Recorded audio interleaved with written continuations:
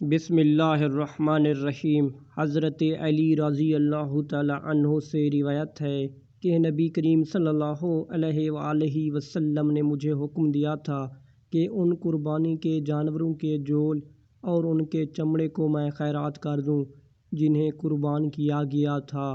صحیح بخاری حدیث نمبر 2299۔ ابو ہریرہ رضی اللہ تعالی عنہ سے روایت ہے کہ نبی کریم صلی اللہ علیہ وآلہ وسلم نے فرمایا، مالدار کی طرف سے قرض ادا کرنے میں ٹال مٹول کرنا ظلم ہے، اور اگر کسی کا قرض کسی مالدار کے حوالہ کیا جائے تو وہ اسے قبول کرے۔ صحیح بخاری حدیث نمبر 2288۔